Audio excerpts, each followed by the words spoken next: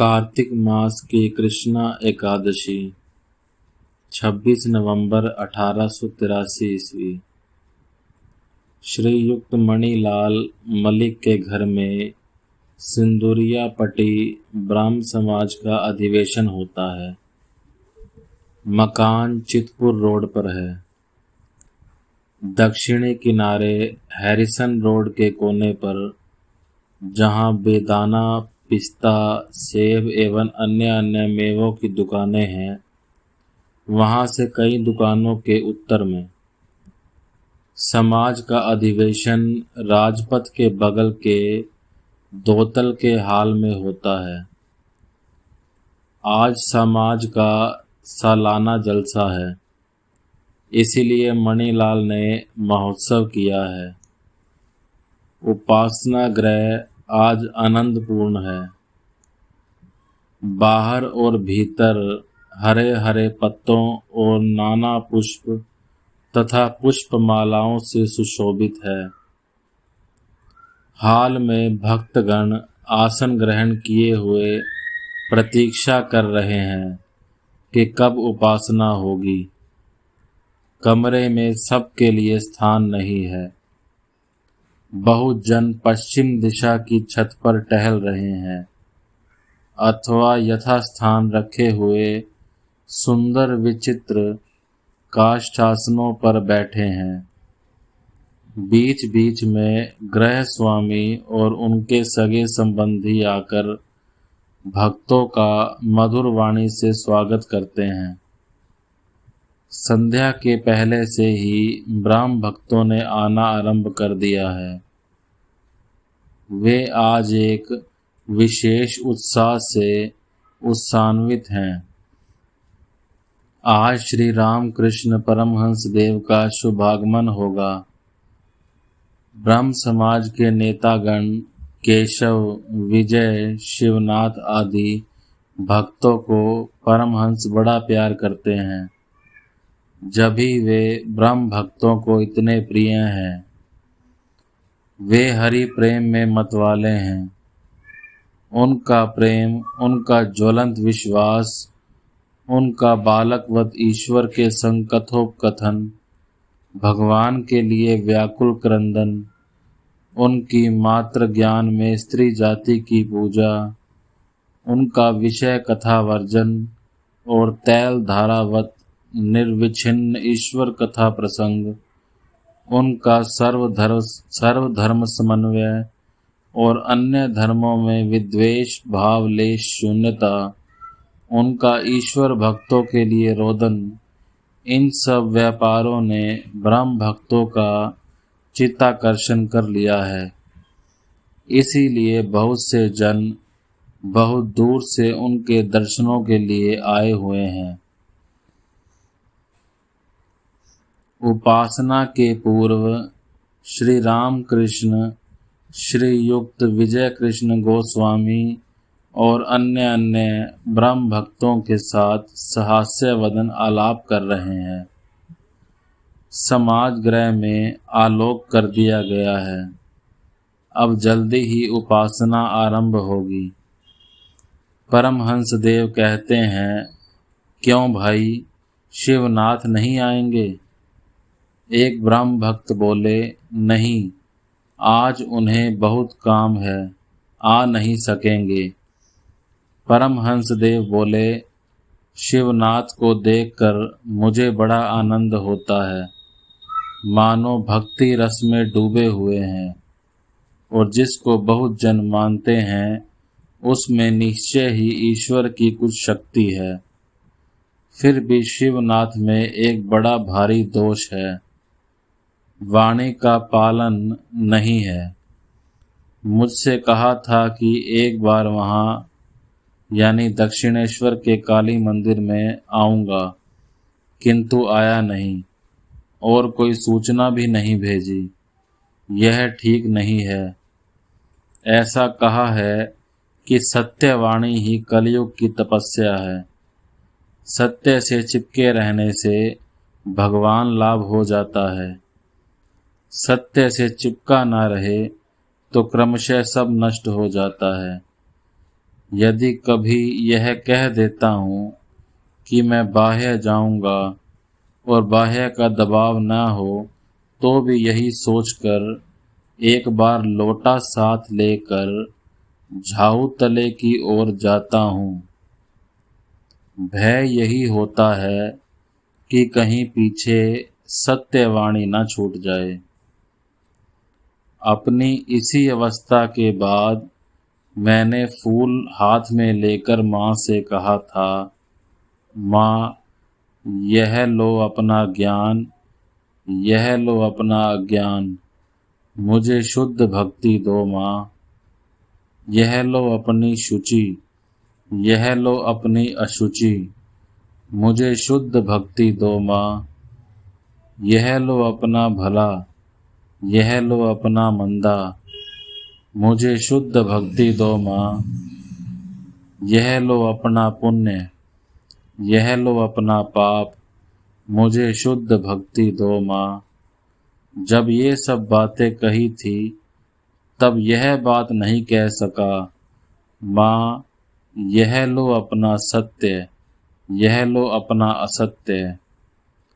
सब माँ को दे सका किंतु सत्य माँ को नहीं दे सका। ब्रह्म समाज की पद्धति के अनुसार उपासना आरंभ हो गई। वेदी के ऊपर आचार्य हैं, सम्मुख आलोकाधार है।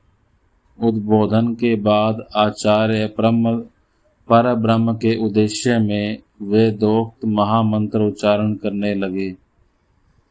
ब्राह्म भक्तगण समस्वर में वही पुरातन आर्य ऋषियों के श्रीमुख निःसृत अपनी उसी पवित्र रचना के द्वारा उच्चारित नाम गाने लगे। कहने लगे, प्रणव ओम से युक्त यह ध्वनि भक्तों के हृदयकाश में प्रतिध्वनित हो गई।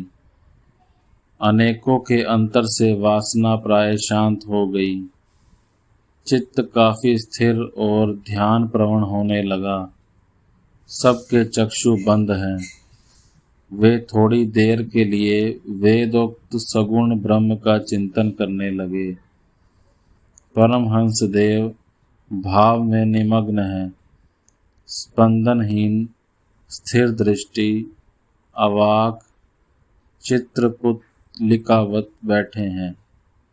आत्मा पक्षी कहीं आनंद में विचरण कर रहा है और देह मात्र ही केवल शून्य मंदिर में पड़ी हुई है।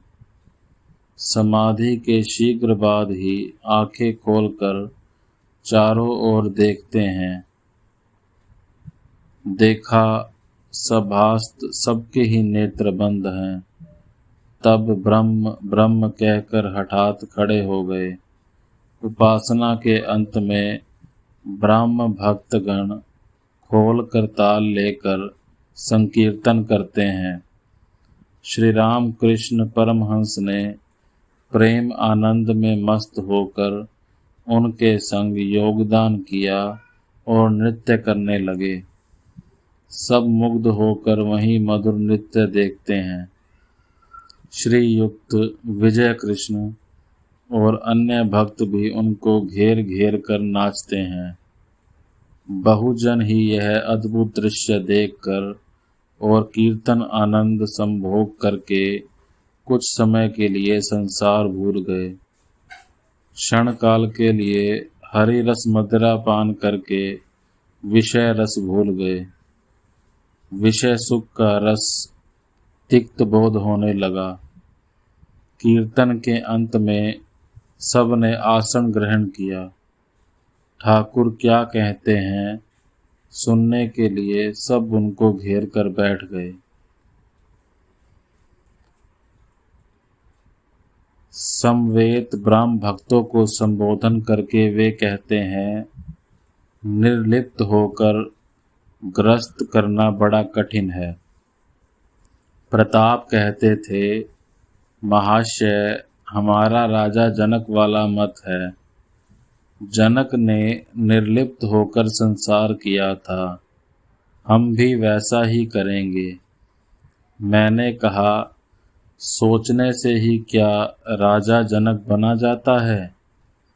राजा जनक ने कितनी तपस्या करके ज्ञान लाभ किया था। सिर नीचे पांव ऊपर करके बहुत वर्ष घोर तपस्या करके फिर संसार में लौटे थे। फिर भी क्या ग्रहियों के लिए कोई उपाय नहीं है? हाँ, अवश्य है।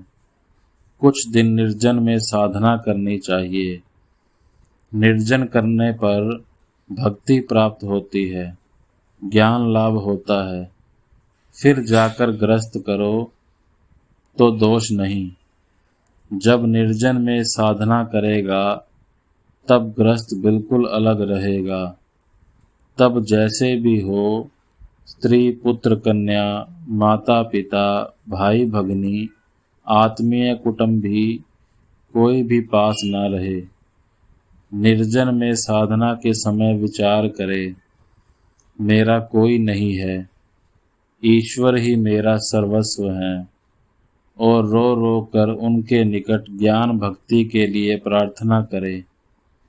यदि पूछो कितने दिन गृहस्थ छोड़कर निर्जन में रहूंगा, वह तो यदि कोई इस प्रकार एक दिन रहे वह भी अच्छा है, 3 दिन रहे तो और भी भला, अथवा 12 दिन, 1 मास, 3 मास, 1 वर्ष, जो जितना कर सके। ज्ञान भक्ति प्राप्त करके संसार करने पर फिर अधिक भय नहीं है। हाथों पर तेल मलकर कटहल तोड़ने से हाथों पर लेस नहीं लगता। चोर चोर का खेल खेलते हुए यदि धाई को छू ले तो फिर भय नहीं। एक बार पारस मणि को छू कर सोना बन जाओ। सोना होने पर यदि 1000 वर्ष मिट्टी में दबा रहे तो भी मिट्टी से निकालने के समय वह सोना ही रहेगा। यह मन तो दूध जैसा है। इस मन को यदि संसार रूपी जल में रखो तो फिर दूध और जल मिल जाएगा। उसी दूध का दही जमाकर मक्खन निकाल लेना चाहिए। जब निर्जन में साधना करके मन रूप दूध से ज्ञान भक्ति रूप मक्खन निकल गया, तब वही मक्खन अनायास ही संसार जल में रखा जा सकता है। वह मक्खन कभी भी संसार रूपी जल के संग नहीं मिलेगा। संसार जल के ऊपर निर्लिप्त होकर तैरेगा।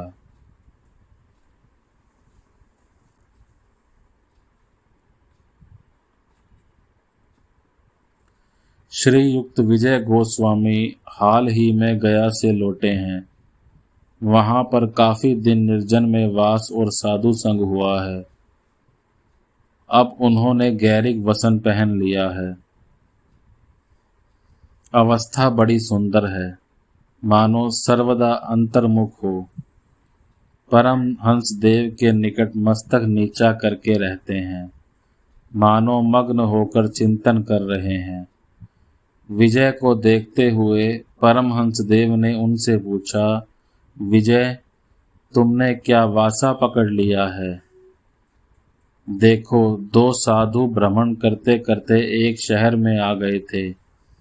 एक साधु उत्सुकता पूर्वक शहर के बाजार, दुकान, घर देख रहा था। उस समय दूसरे से मेल हुआ। तब दूसरे साधु ने कहा, तुम हा करके शहर देख रहे हो, तुम्हारा बोरिया बिस्तर कहाँ है? प्रथम साधु ने कहा, मैं पहले वासा पकड़कर बोरिया बिस्तर कमरे में ताले में बंद करके निश्चिंत होकर निकला हूँ। अब शहर का रंग देखता हुआ टहल रहा हूँ, तभी तुमसे पूछ रहा हूँ, क्या तुमने वासा पकड़ लिया है? मास्टर इत्यादि के प्रति देखो, विजय का इतने दिनों से फवारा दबा पड़ा था, अब खुल गया है। विजय के प्रति देखो, शिवनाथ को बड़ा झंझट है। समाचार पत्र लिखना पड़ता है और बहुत कार्य करने पड़ते हैं। विषय कर्म करने से ही अशांति होती है। अनेक भावना चिंता जमा हो जाती है। श्रीमद् भागवत में है, अवधूत ने 24 गुरुओं में से चील को एक गुरु बनाया था। एक स्थान पर मछुए मछलियां पकड़ रहे थे।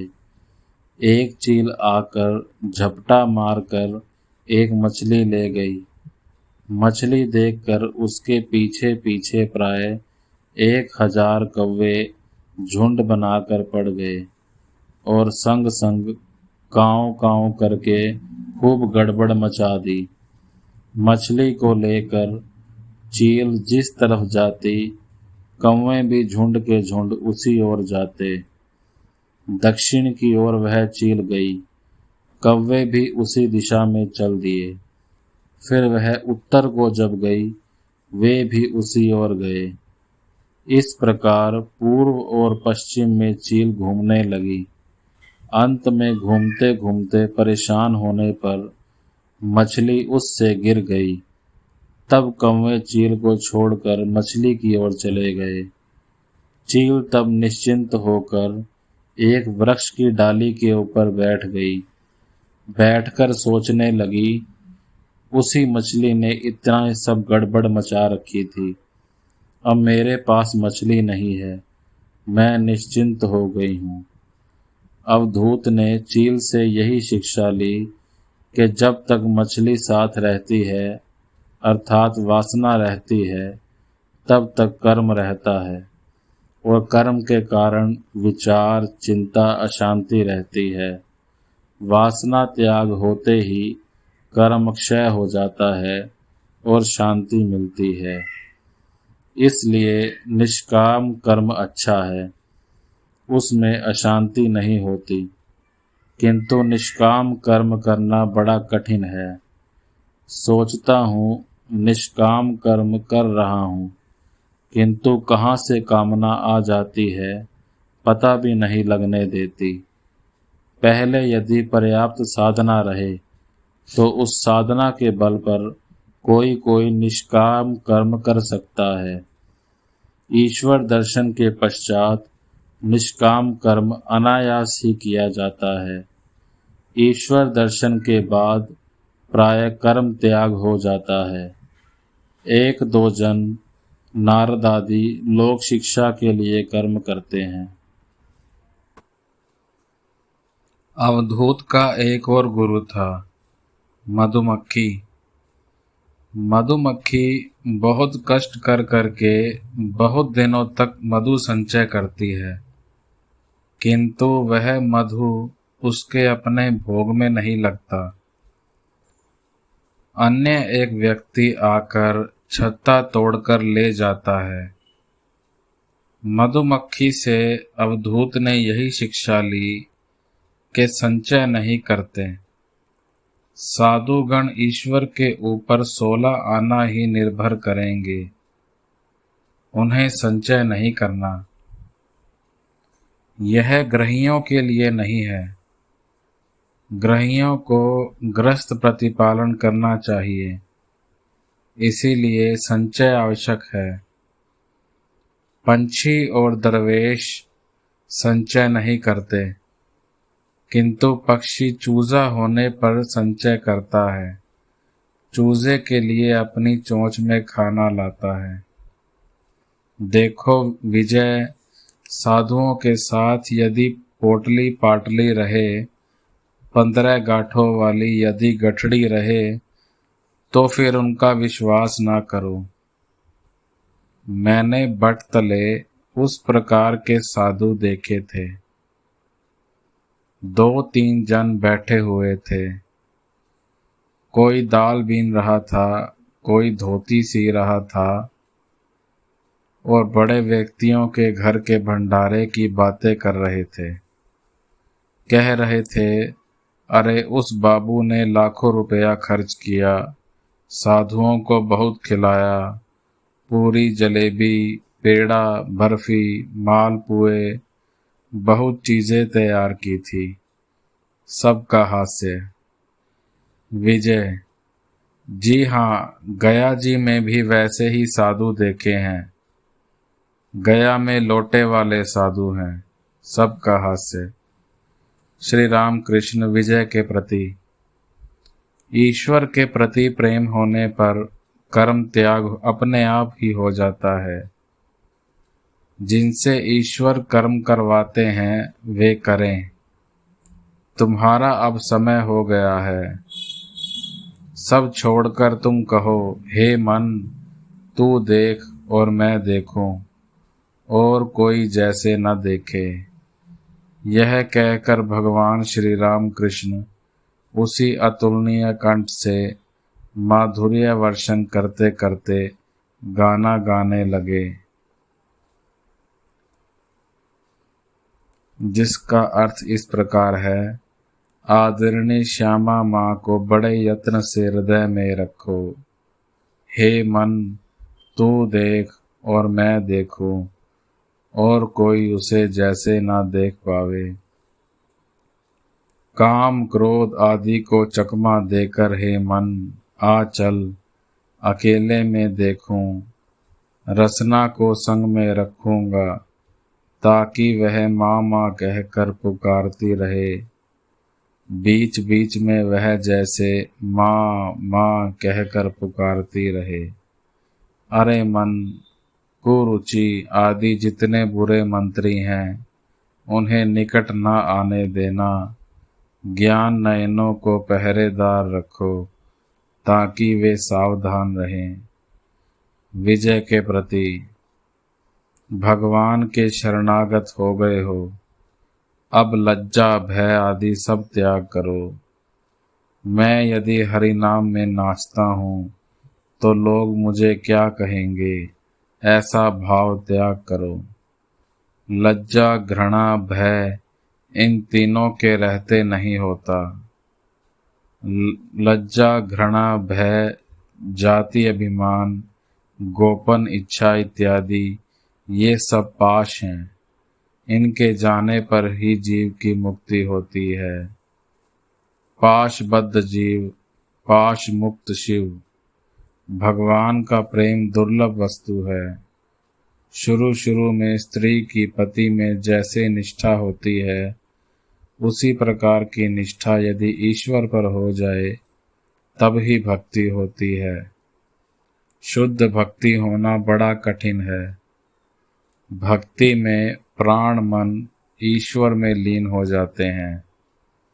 उसके बाद भाव में मनुष्य अवाक हो जाता है। वायु स्थिर हो जाती है, अपने आप कुंभक हो जाता है। जैसे बंदूक से गोली छोड़ने के समय जो व्यक्ति गोली छोड़ता है वह वाक शून्य हो जाता है और उसकी वायु स्थिर हो जाती है। प्रेम होना तो बहुत दूर की बात है। चैतन्य देव को प्रेम हुआ था। ईश्वर में प्रेम होने पर बाहर की वस्तु भूल जाती है, जगत भूल जाता है। अपनी देह जो इतनी प्रिय वस्तु है वह भी भूल जाती है। यह कहकर परमहंस देव फिर गाना गाने लगे। वह दिन कब होगा जब हरि बोलते हुए अश्रुधारा बहेगी, संसार वासना चली जाएगी, अंग रोमांचित पुलकित हो जाएगा। वह दिन कब होगा।